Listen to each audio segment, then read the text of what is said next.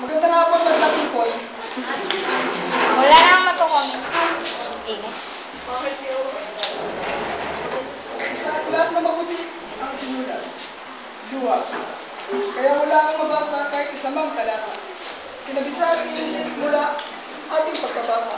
Tumanda ka't nagkauban, hindi mo pa maunawa.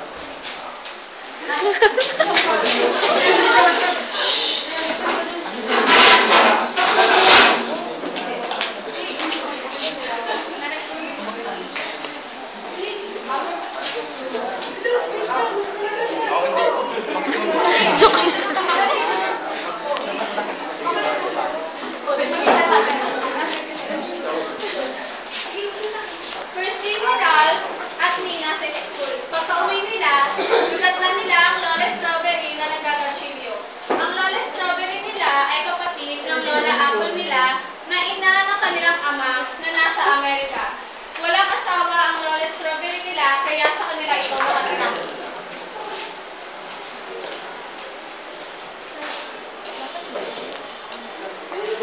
Gulo naman ang kortina niyo. Oh, naapo! Saan pala kayo? Oo, Lola, nandito na kami. Bilis na kumain!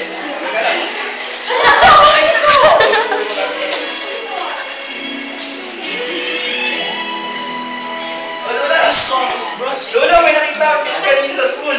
Chicks, mga alim sila yung Chicks eh. Oh, ilong-pilo ka talaga. Manang-mana ka sa tatay mo. Tayo, may upang pa doon. Huli mo na, bilis.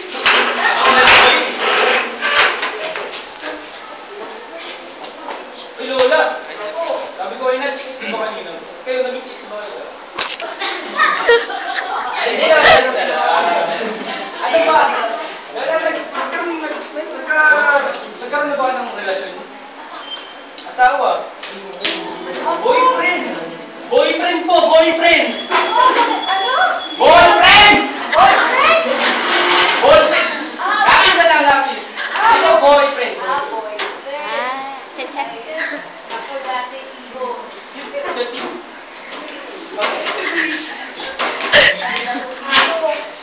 Dati, ang lola mo ay chicks na chicks.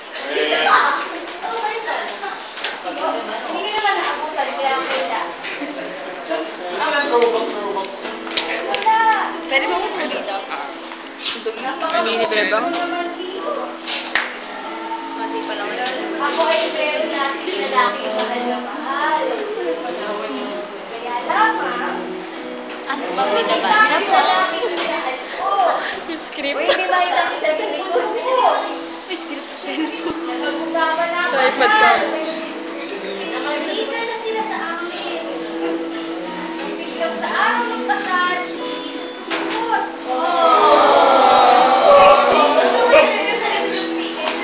Ano nangyari, Lola? Ayun, hanggang ngayon, hindi ko alam kung bakit. Gantay ko siya, pero walang pumating. Alam, walang nagsabi. Ay. Kung tuloy mo, Lola, labo naman ako.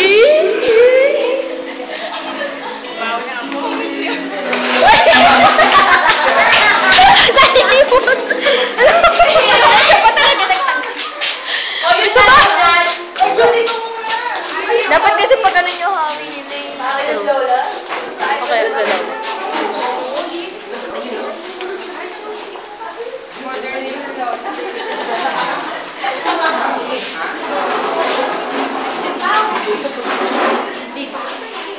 Ano yan?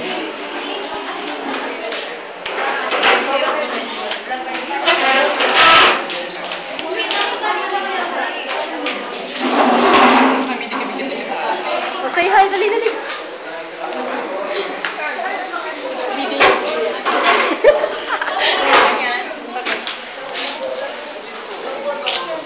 Hi, Mex. Mag-video-video tayo. Video eh. Ganyan ka lang. Screenshot ka na lang mamaya. Okay na? Cool. Hi, Marge. Ready ka na ba sa Wednesday? Ready ka na ba sa breakup niya ni Lisa?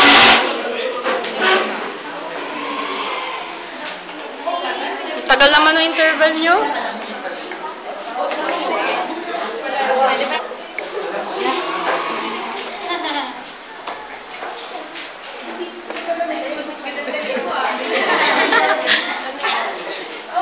Ang pag-ibig. Isipin mo, pag inisip mo, nasa puso. Pag pinusok, nasa isip. Kaya hindi makulong. Lapitan mo ng matagal, ang pagsuyo'y naglalako. Layuan mo at kay lungkot, nananaghoy sa pagsuyo.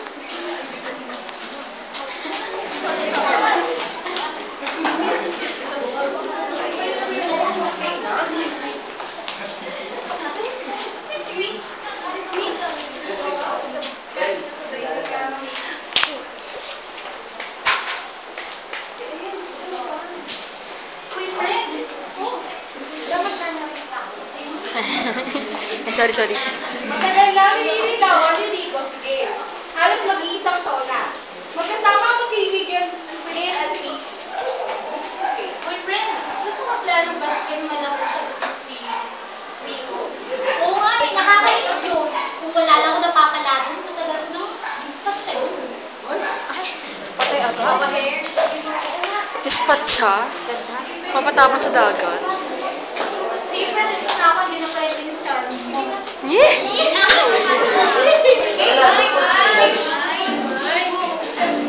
Yes!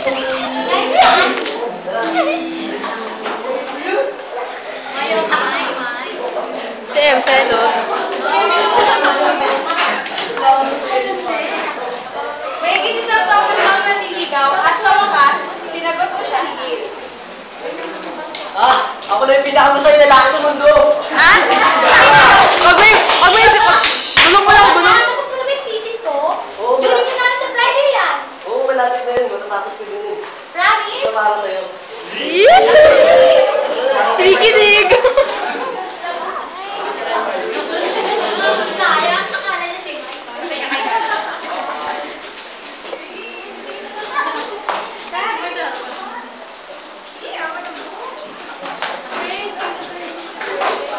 Uy, friend, Mr. Perfect, paano naman si Mr. Rico? Ano ka ba? Siyempre nagka-date pa rin kami, no? Talaga, kaloka ka ha? Haba ng hair mo, te. Gusto ko sa'yo na lang. Pero ako, preso daw mo ngayon. Actually, may date kami ni Richard. Gusto mo sumama? Talaga, wala ako dyan. Nakita ko pala niya si Mr. Rico ah. Hinintay ka nga niya sa labas ng campus eh. Naku, hiyaan mo na yun. Tara na, ayos na tayo. Nagtaka si Gail kung bakit wala si Rico. May 2 oras na naghihintay si Rico sa labas ng campus. Hindi rin nag-reply ang sinasagot ang tawag at text ni Rico kay Gail. Alala siya at naabutan na siya ng malakas na ulan pero wala pa rin Gail na sumisip. Wala kami nagsabi sa Nagtaka si Gail kung bakit wala si Rico kinabukasan. Nakita niya ito, next subject na. Yee?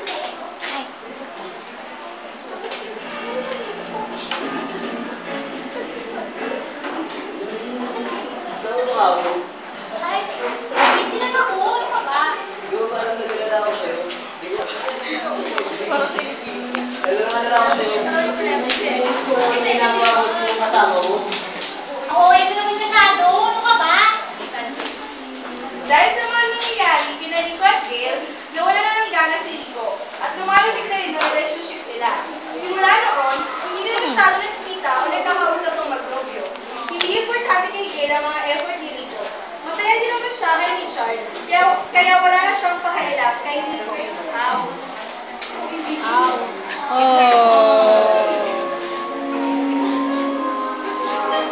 hindi po. Iyong joke.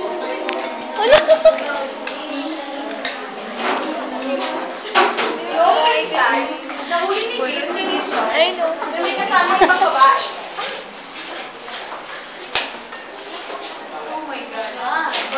Mga attitude. Nakita ito ni Gail. Isa pa. Umiiyak siyang pinuntahan si Rico sa bahay nito. Taray. Walang burger.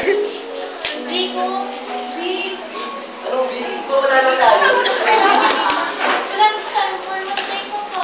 Mas sapat ko nakita ko kayo yung picture nyo magkasama. Sweet naman, di ba? Nakita ko siya. May kasama siyang babae. Niloko niya ako. Kaya sa'yo ganun ako. Sorry talaga, pero ayoko naman paagami sa'yo. Ako na lang, please. Ako na lang. Ay!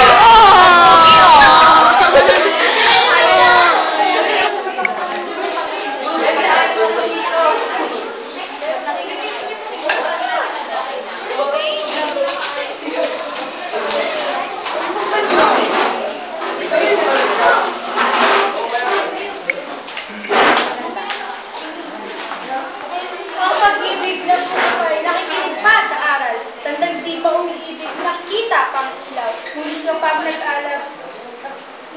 nag-alab na, pati mong ay mabutan. Yan, ganyan ang pag-ibig. Damdamin mo sa puso lamang.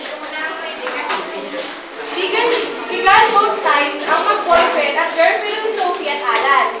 Their parents know their dates and whereabouts, especially ang papa ni Sophie.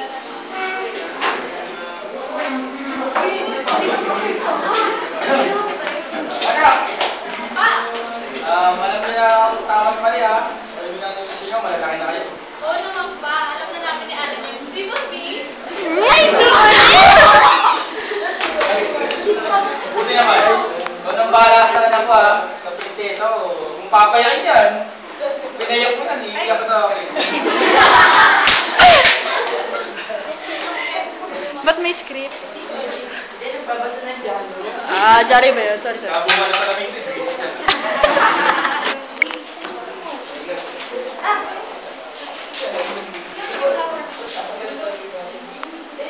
Uy, Bes! Hindi mo masyadong maaga yung pag-boyfriend mo. Papakilala kita. Hindi naman, Bes. Napakilala ko na nga siya kay Papa. Tsaka okay na kami. Eh, paano na lang? Pag may gawin niya sa'yo. Ako, mo naman, Bes. Wala naman siyang gagawin sa akin. Pwede nga. Ay, may signal. Nag-away ang mag-boyfriend at girlfriend dahil sa selos.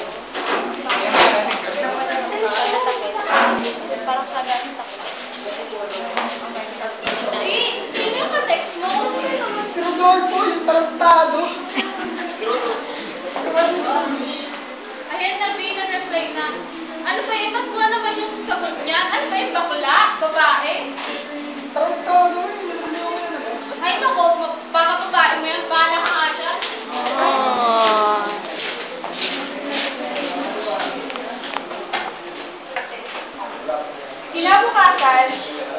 Kinabukasan, midterm exam ni na Sophie at Char. Hindi nakapag-review si Sophie dahil nakaisip kay Alan. Okay, class. Please write a test paper.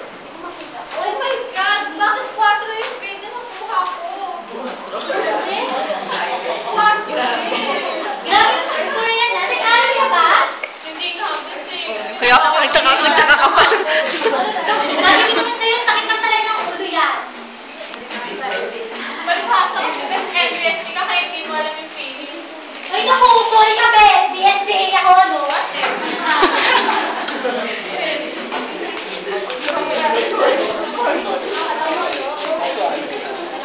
Araw ng anniversary. Ano? Araw na kalim. Teka lang. Oh, sige.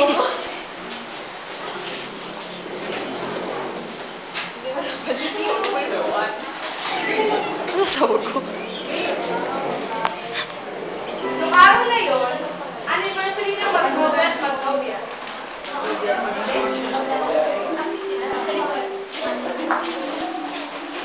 Sasawa? Ay,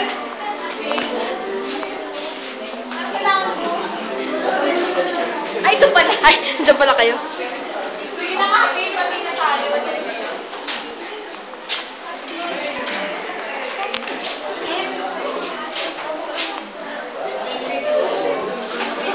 Sis, bakit tayo may...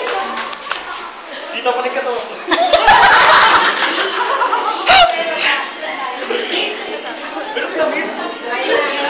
Kung wala, malakas. Wait, wait daw.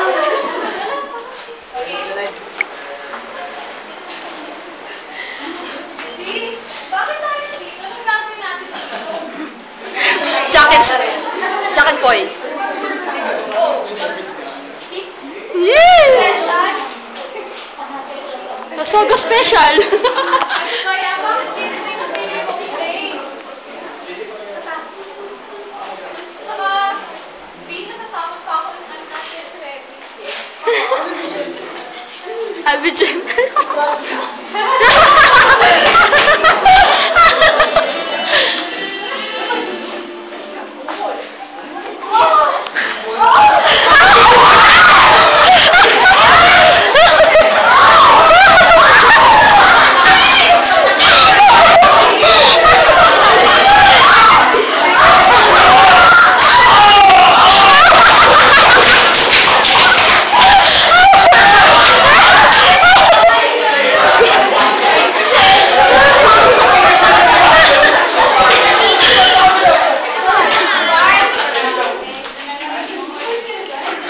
Yung parang suot. Kinikilig pa.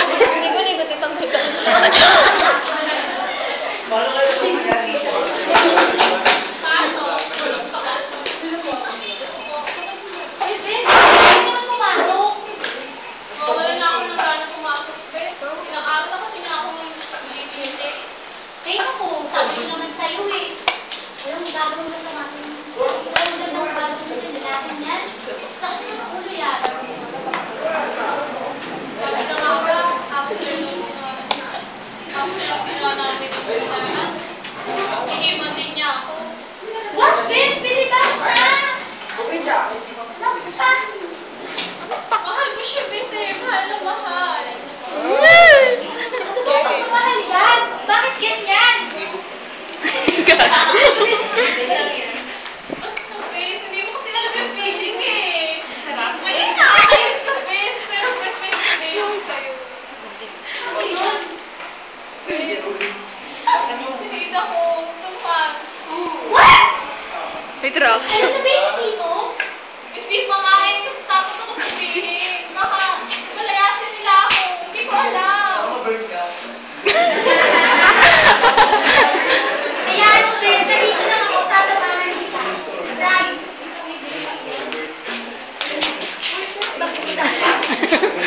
Promise. Teka, sinamahan ni George si Sophie sa kanilang bahay. At sinabi ng kanyang best friend, ang kalagayan ni Sophie. Yung nagalit ng mga magulang ni Sophie sa bahay. Pero pinatawag nila ito. Kalauna. Natulog si Sophie na simula noon. Pinagpatuloy ni Sophie ang kanyang pag-aaral para sa kanyang anak.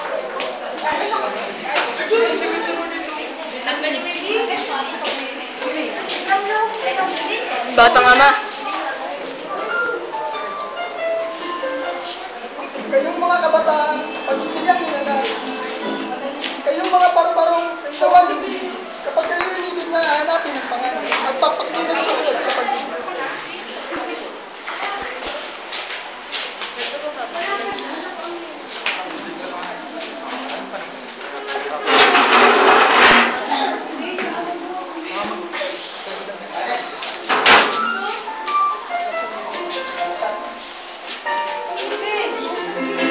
Ano isa lang?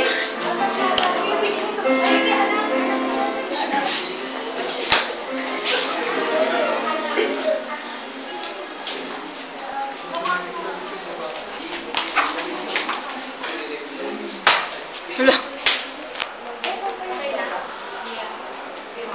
May maginang super close. Lagi niyang sinusuportahan ang kanyang anak sa eskwelahan, sa mga gusto nito at sa lahat ng bagay. Pero dumating yung time na nagkamali ito. Anak, saan ka pupunta? Sa school pa, di ba gagawa kami ng project? Naku, panigurado, gagala ka na kung makikipag-take. Mama naman, di ba? Alam mo naman, di ba? Nagawa kami project. Sige na nga, umalis ka na. Mag-ingat ka ha. Bye. Super close yan.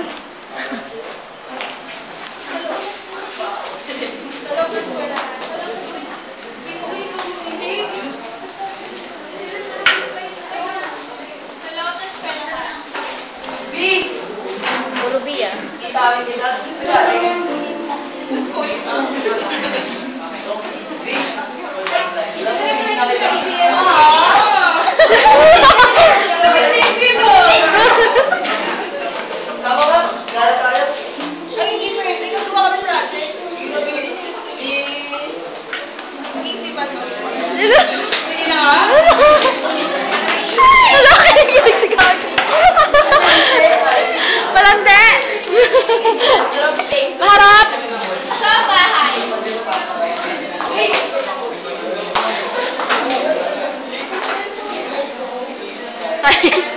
Video kasi to. Video te. Anak! Anak! Pa! Sabi na ako kahapon. Sa school. Sa school? Nakita kita kasama ang lalaking yun. Ay, oo. Kasama kami nagkita eh. Nako, iwalay mo na yan. Wala kang papalagan. Mamaya, butising ka lang yan. Hindi naman eh. Ano? Hoy, libro ko yun!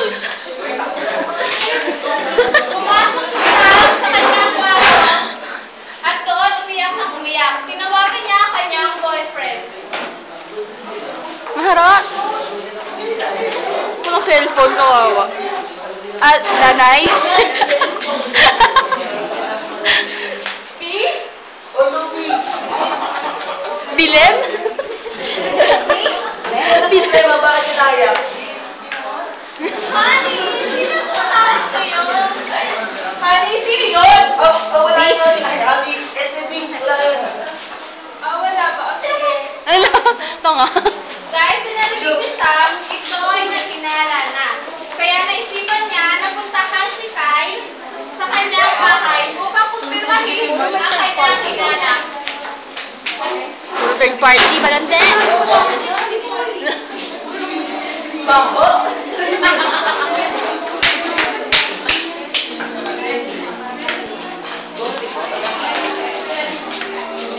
Ganun mo. Sino ka? Teka. Asan yung walang iyang laking yun? Libro ko yun! Ay! Huwag kayong maano sa akin ang rally! Mas maliit na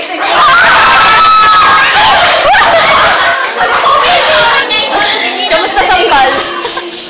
umuwi si Sam sa kanilang bahay, diretso sa kanyang kwarto, upang kunin ang pills at drink at sabay pasok sa banyo. Bakit gano'n? Niloko lang si Banyo doon para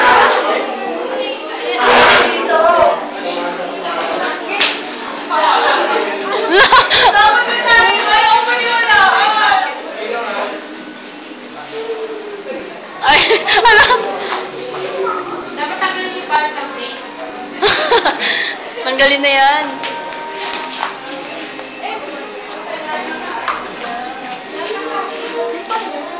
Lapit na kayo, mga class.